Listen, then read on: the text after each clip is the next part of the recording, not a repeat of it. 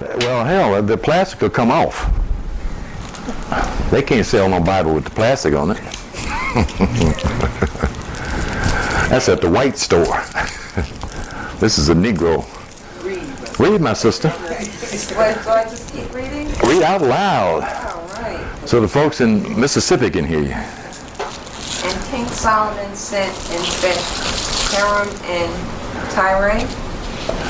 He was a widowed son of the tribe of Naphtali, and his father was a man of Tyre, a worker in brass, and he was filled with wisdom and understanding, and cunning to work all works in brass. Okay, hold right there. So King Solomon, as I mentioned last Friday, this is the first key that the seeker of truth must decode, is the name Solomon, in order to ascertain the meaning of this very beautiful and esoteric chapter. S-O-L-O-M.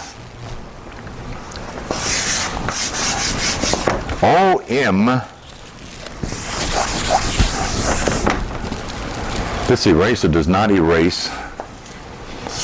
O-N. That is not a Hebrew word. That is a code word.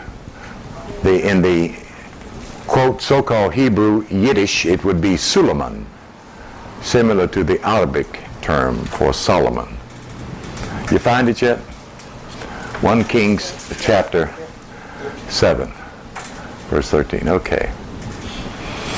So we look in the metaphysical dictionary that my good sister Regina usually carries as a great burden from class to home, and today she did not bring it, and they are sold out here. We find the first 2 words crack the code immediately.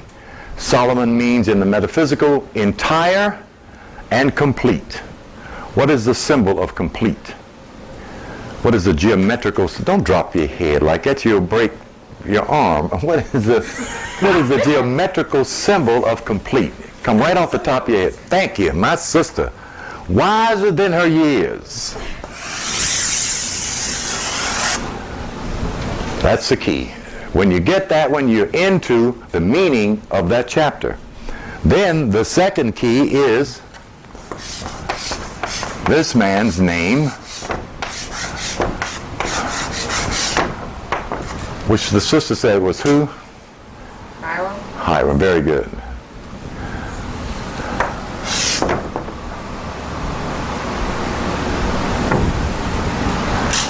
Put you right on where? On the zodiac. Where does that put you?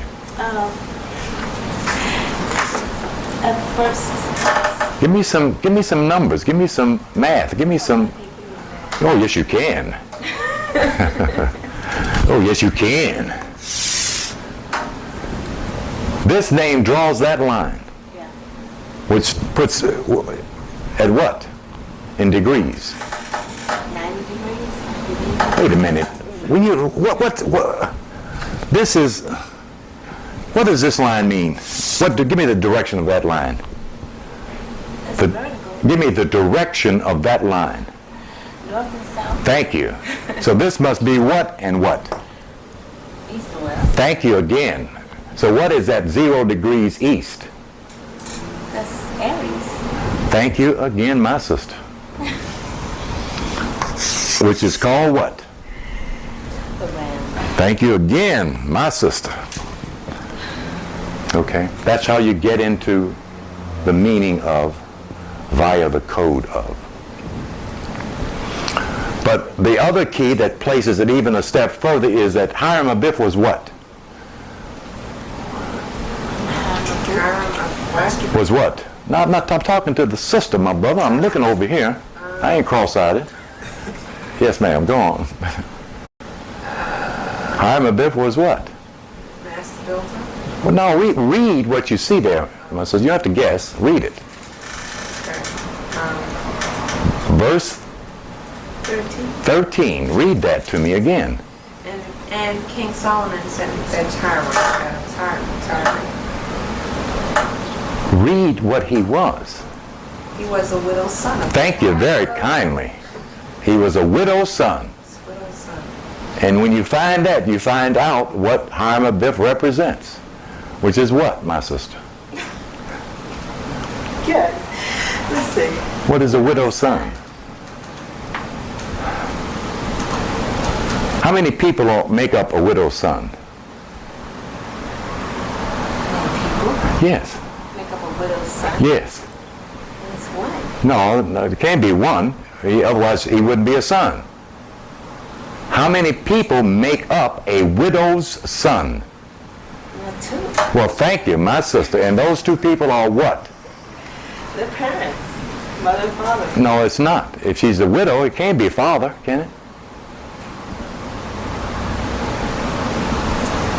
Okay. So what? She's a widow. So she's who? She's mother. All right, and he's who? Who, Hiram? And yes, Hiram. Her son. Thank you. All right. I mean, the code is right. It's telling you what it is and what this is about. It's right there, but it's in English. But the problem with the secular English reading Bible student is he thinks he's reading the truth when he reads what he sees. What did he say about his father? It doesn't say anything about his father. His father was a man of God. Not before he tells you who he was and who he is and where he came from. That was all a part of him. Wait a minute now, don't read into it what you want in there. It's telling you right in the first verse what and who Solomon, who Hiram Abiff is. Okay? It's right there. Clear as bingo.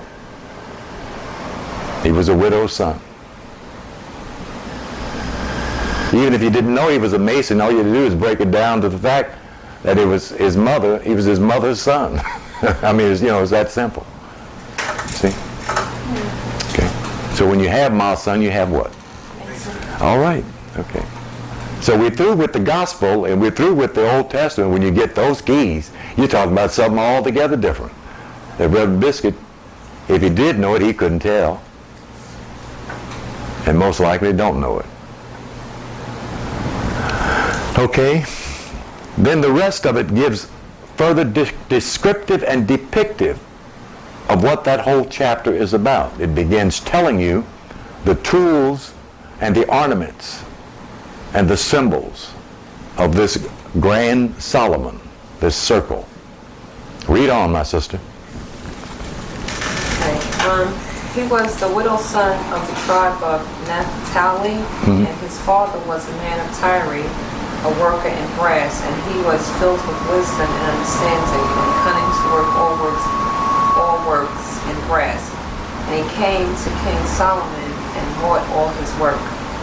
For he cast 2 pillars of brass of 18 cubits high apiece, and a line. Stop. How high was the cubits? How much is 1 and 8? And how many were there? Now I want you to jump up there in the right-hand corner at the top of the page, and he's going to talk about the pillars again. You see up there in the next, I'm acting like this is my Bible you're reading from. Where's chapter 13, verse 13 in your Bible? Oh, okay. So it should be down here. And up on top of the pillars, but before he does that, and he set up the pillars in the porch. Read verse 21. And he set up the pillars in the porch of the temples, and he set up the right pillar and called the name thereof Jachin. And he set up the left pillar and called the name thereof Boaz. Thank you. The other esoteric of. Now, the 2 pillars represent what in relationship to the circle? Don't you see 2 pillars in that circle holding up the circle? All right, but there they are.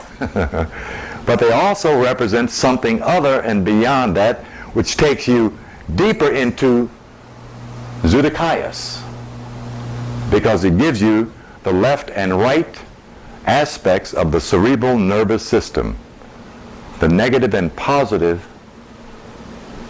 of the spinal nervous system, the autonomous and sympathetic branches of the nervous system are the two pillars of the grand man, or the mother Zoodokias, as person, as physiology, okay? But immediately it gives cross to the circle, is the first thing it does. Of course, most folks, when they hear the word pillars, they think both are straight up and down. But when you place the cross in the circle, you then see the abstract idea of support of the circle, because it gives it mathematical, geometrical meaning with the cross in the circle. Okay, my dear, go on and read. And he made 2 chapters of chapters. That's chapters. It's the old spelling of the word chapters, which is not in the English dictionary. In your dictionary, it will be capitals. And he made 2 chapters of molten brass set upon the tops of the pillars. The height of the one chapter was 5 cubits, and the height of the other chapter was 5 cubits. Halt right there. The height of the one cubit is 5, and the height of the other is 5. A cubic is not a cubit, it is a cube. And a cube, of course, is a square. 5 is positive. 5 is negative. 5 and 5 is the opposite of, which gives you the principle of the circle again. Positive and negative. Immediately. Okay? How much is 5 and 5? No, it's not first. It's what? 10. So if I break down the circle, I would do what? Break it down in 10, 20, 30 degrees. Okay? 10, 20, 30 degrees. I'd break it down in decants of 10 degrees. Okay? That the whole concept of the zodiac is in this chapter. The entire concept. Okay, go on and read. Let's get some more of it out.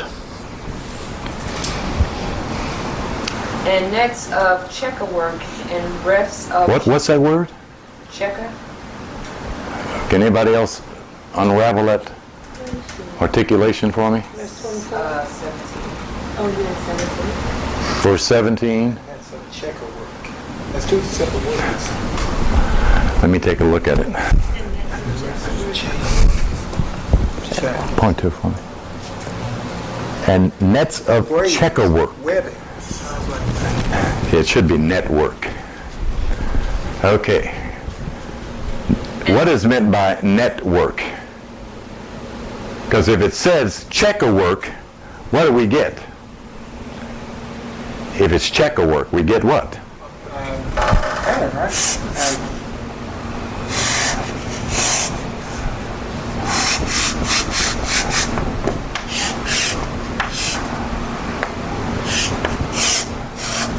And what is a checkerwork?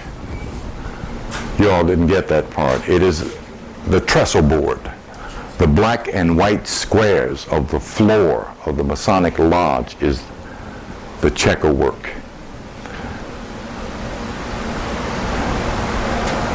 Now my Bible doesn't read checkerwork. Does this particular one read checkerwork? And yours too, huh? Very good. Okay, I didn't know that concept was there. Okay, go on, dear.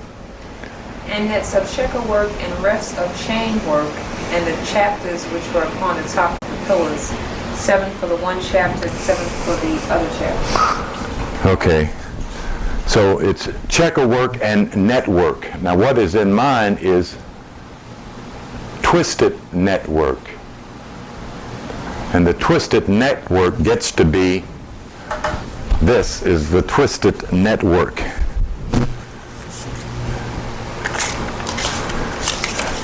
Look and find the twisted network on that for me.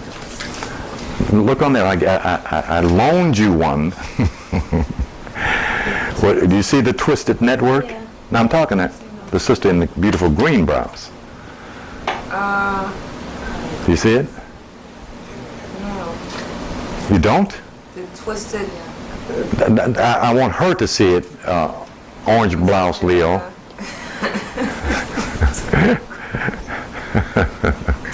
Sounds like I already had my beer, doesn't it? I may as well have some fun here.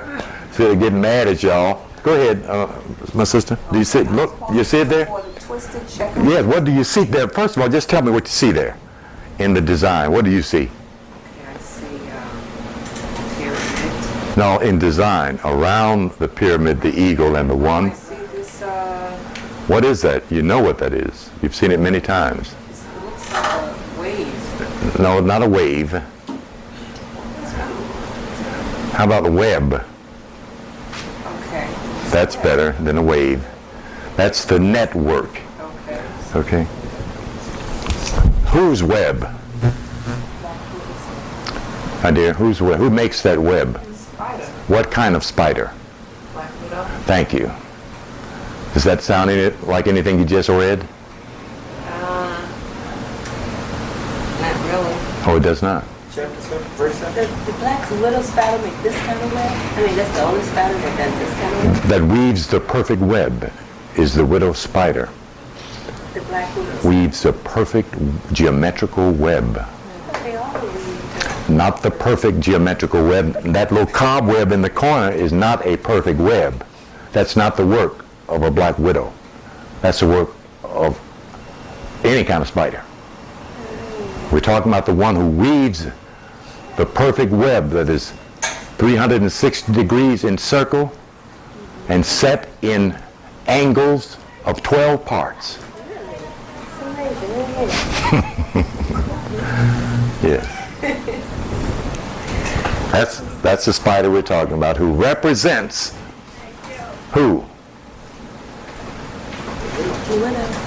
I'm looking at Leo in the orange blouse, and I hear Leo with the white T-shirt speaking. It's great, my brother. Is that great? Yes, yes. It's the widow's son. It's the widow and her son. Okay. I keep pointing at, underlying, that this knowledge about Moorish science, this knowledge about the zodiac, this knowledge about the relevancy of this science to the divine man, the perfect man, is throughout the Bible. It begins with the old man and proceeds to the new man, and the revelation is given about both. The divine man, you see? And there's no more of an exquisite piece of literary work than in 1 Kings chapter 7.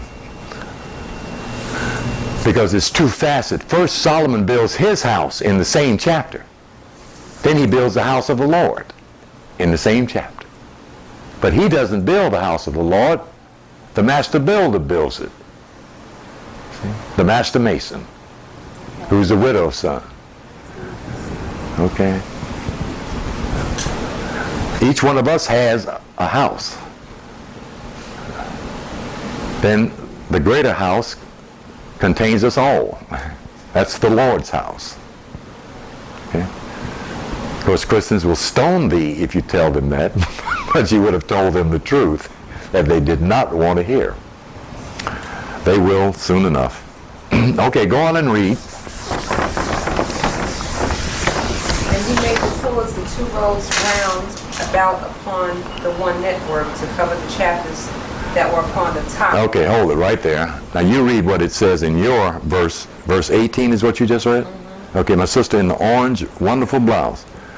Read that. And he made the pillows and 2 rows round about upon one network to cover the chapters that were upon the top. Okay, now my book says, and he made the pillars and compass them round about. Okay? How do you compass them round about? Look up here. I'm going to compass them round about. He compassed them round about.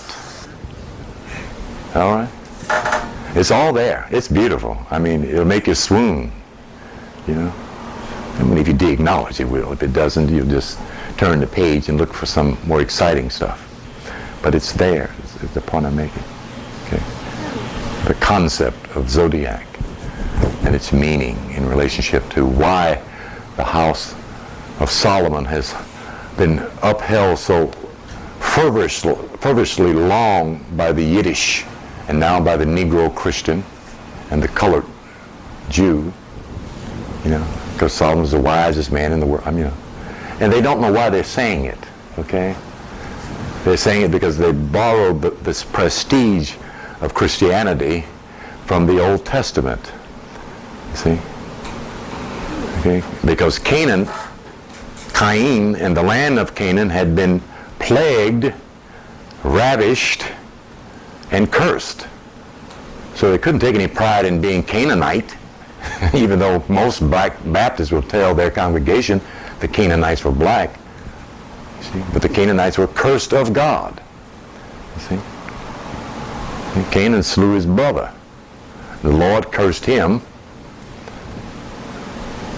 Then Ham saw his daddy butt naked, and the Talmud said the Lord cursed him, and it wasn't. It was Noah that turned around and said, "What the hell is you doing?"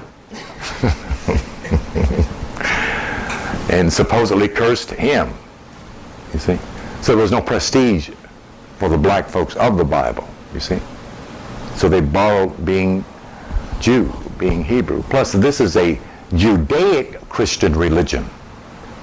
Even though the Jews killed Jesus, they still want to be Judaic Christians. You never heard of such schizophrenic theology in your life. Yeah. You know, it's a terrible way to view a Savior in relationship to a people. You know, if you look, the Jews throughout this book did not do one thing God told them to do for 15 minutes. Not one damn thing. You know? Didn't finish nothing. Yeah? And it's amazing if you really look. But if you're throwing flowers and other laurels, then of course the Jews are all wonderful because of David, Solomon, and a few other kosher eaters. Other than that, they were just garbage. Just literally a bunch of garbage. See? So we want to get behind these accolades to this false status quo prestige to the knowledge of. And it has nothing to do with being Jew, Hebrew, and all that, because Hebrew is a Greek word. Yes, go on. So everything that's written in these holy books, everything is supposed to be decoded to cosmology. It's coded to tell you exactly who you are, what you are, and where you are. That's what it's for. Okay, so it's not a story of... Yes, it is a story. Yes, it is just what you say. It is a story about people called the chosen ones, called Hebrews, called Jews, then called apostles, and called disciples and believers, and then Christians. Yes, it's a story, an allegorical story about... The story of its own. Yes, this history of this people who suddenly came about when God suddenly, in the beginning, God created the heaven and the earth. Bam. Then the next day he created some animals. And the next day, in 7 days, he created all. Sounds like a story to me. In 7 days. And Reverend Jesse James said, and God, I said, a God will scoop me up out the ground, out of mud, and he molded me, and he set me up on my feet. I said, a God. In the Holiness Church. That's what he was saying. 1978. I'm sitting there listening to this man tell this bunch of all black folks that they made out of mud. You know? And they just saying, praise the Lord. That's right, Reverend. You know? And I just sit there and looked at him, in wonderment, be dazed and bedazzled. Not that they would believe it, but that he would try to get them to believe that. The only reason he did is because he didn't know the truth. But you don't need to know the truth to believe. You need to believe what someone says the truth is. But that ain't the truth that sets you free. The truth that sets you free explains things to you, tells you what they really mean. You see, that's the truth that sets you free. You already know this word here. This is a Greek word. If you don't believe me, look in the dictionary. It says right by this word, G-R-K.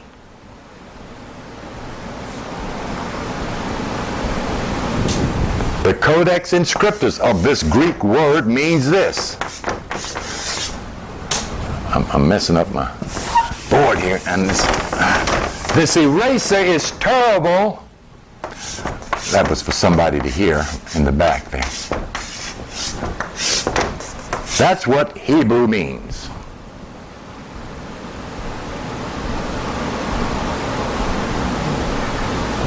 That's her web.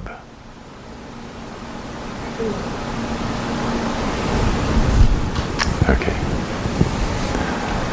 This is the foundation of all religions, because all religions were designed to tell human beings that they are God, where they come from and what time they got here, and if they look close enough, what time they're going to leave. And if you look real close, it tells them what time they're going to leave if they don't do something about being here. The clock of destiny. You see? This is the ancient religion of your ancient parents beyond Ham, Shem, Jephthah, and the Noah, referred to as Atlantis. That is in reference to a mythic, legendary place called Lemuria that we have very little facts about, a lot of theory. And that the white boy is about to tell you, oh, there were no black people there. Well, there were some there, but they didn't rule. If we buy it, and if we don't find out for ourselves, we'll buy it, because he'll sell it to us. Just like he sold us Egypt. Those were white. Robert Sassy said in his book, and not in his book, he says it in David Davison's book, The Great Pyramids, chapter 23, page 273 or 4. There are no black people in the Bible. And David Davison says, well, they couldn't have built Egypt. They didn't have the intelligence.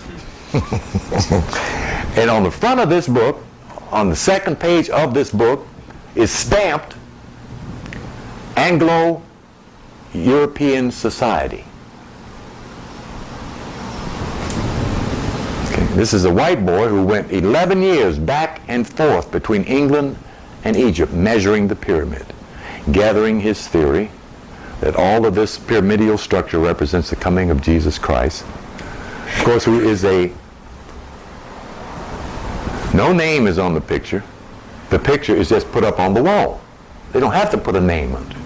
They just put the picture up on the wall. That's what the DAR did when your parents got out of slavery the next day. They gave them a Bible and a picture. That's all. They didn't say it was Jesus. They didn't say it was Mary. They didn't say it. They just gave them a picture of a white man and a picture of a white woman with a white baby and a black Bible. That was it. And your folks have been thinking God is white ever since. They have waken up since then, of course.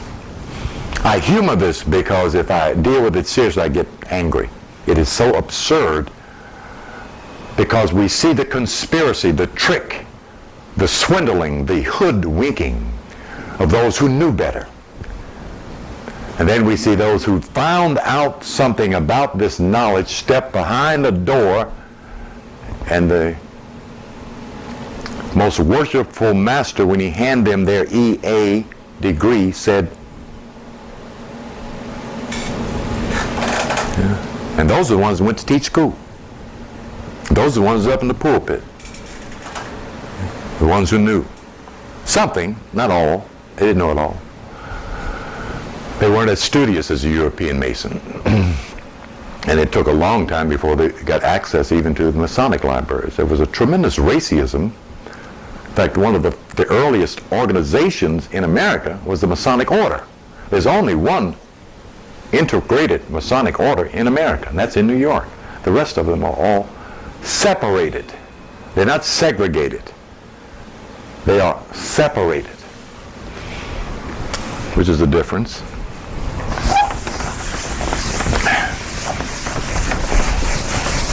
Read on, anybody, somebody, verse 20 what? 2?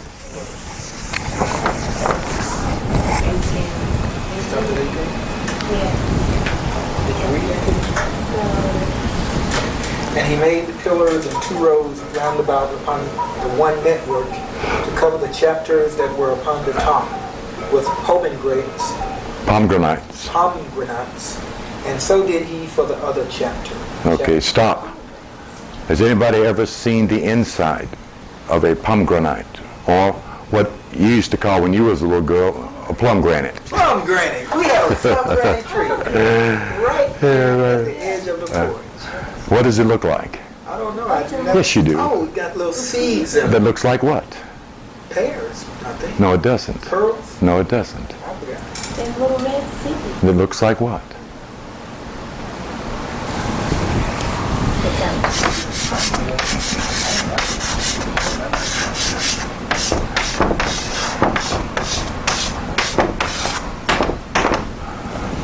Ganglionic cells with blood in them. Is that what Well, this is true.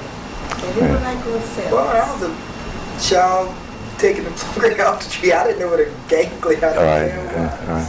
Well, they were sweet. They were the sweetest of fruits. They were delicious. The little kids in the neighborhood was coming around the porch. Yeah, this is still. Yeah. We were the only ones they wouldn't have. They had pomegranate trees in Georgia? My mother had one right there on her. Is that right? Did they? And I didn't know what it was about. Yeah. It's right. It's considered an exotic fruit. To tell you the truth, I haven't seen a pomegranate tree since 11 days. Right. Yeah. It's been a long time since I had a pomegranate. Make me go and plant another one. Yeah. Nonetheless, let us go on with the unraveling of this wonderful mystery. And she's getting hungry. Okay. And the chapters that were upon the top of the pillars were of lily work in the porch. Stop.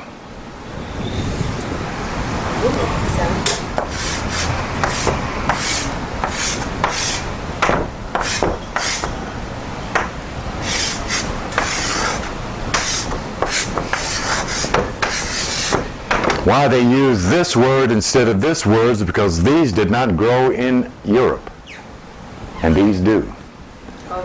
And this represents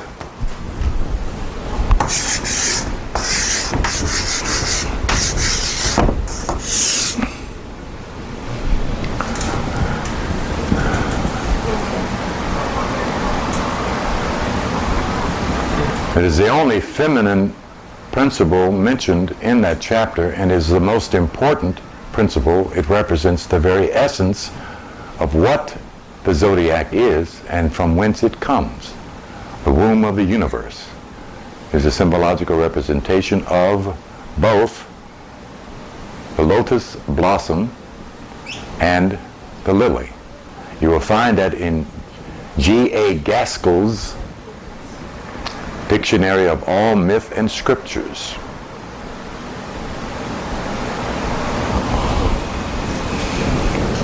Go on with your reading. Lady in the... Go ahead, it doesn't matter, go on. And the chapters upon the 2 pillars had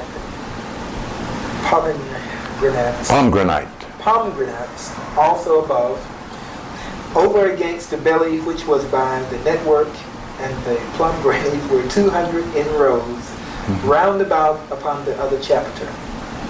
And he set up the pillars in the porch of the temple, and he set up the right pillar, and called the name thereof Jachin. And he set up the left pillar, and called the name thereof Boaz.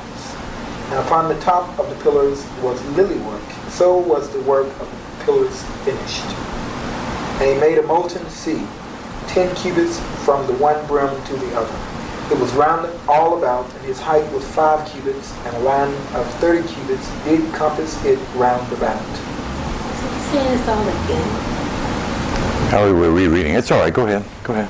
And under the rim of it round about there were knots compassing it.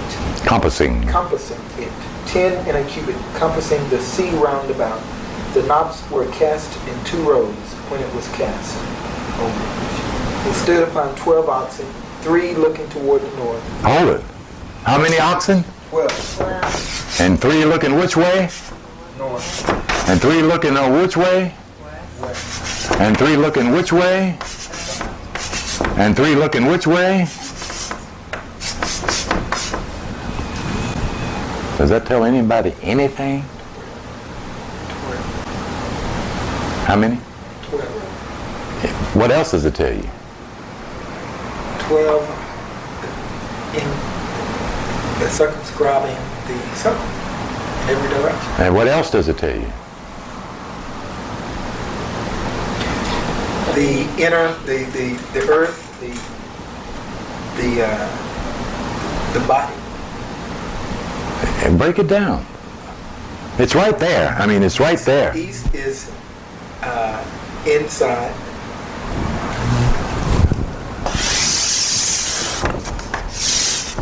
The circumscribed circle. All right. But that's the external. It tells you Right. 3 Right. were air, and 3 were fire, and 3 were water, and 3 were earth. Okay.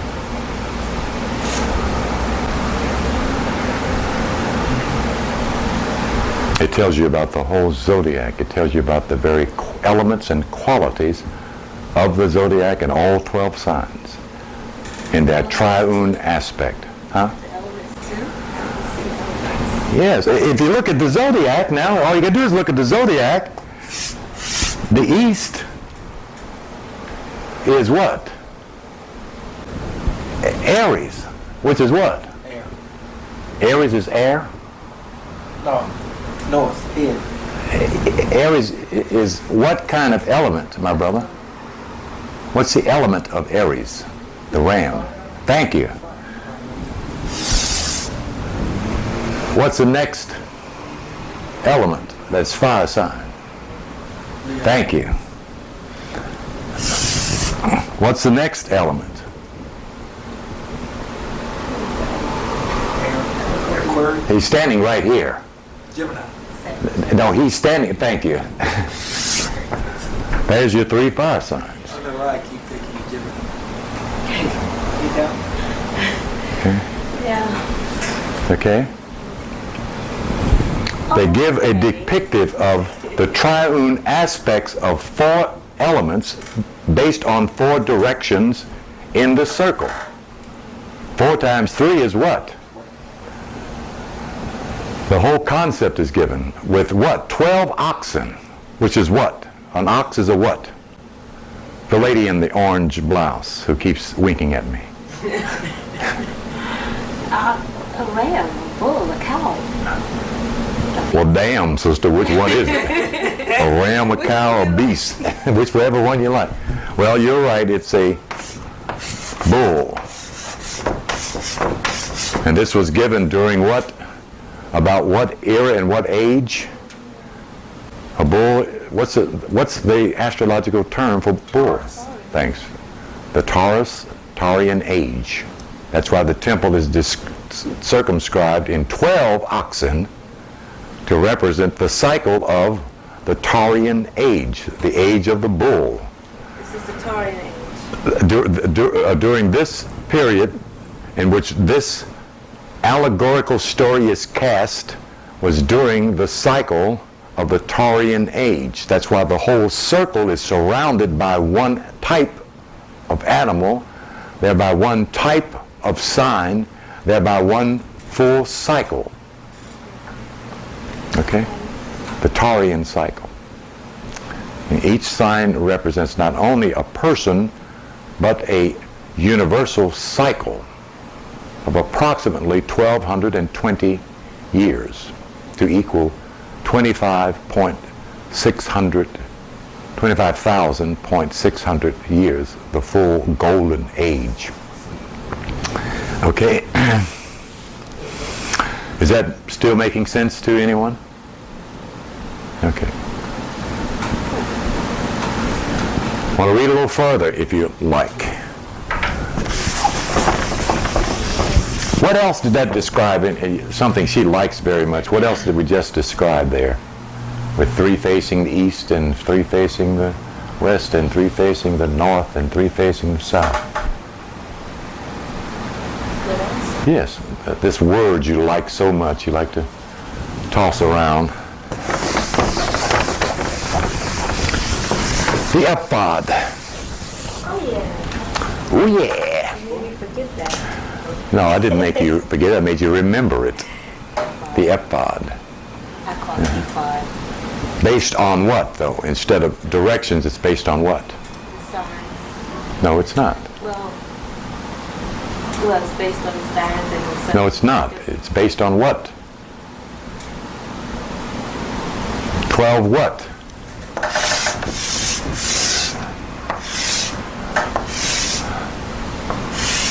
Tribes. No, it's not. No, it's not. It's based on 12 precious stones. Oh, stones. Yeah, we'll get to that too. The Urim and the Thummim, okay, which represent the 12 signs of the zodiac.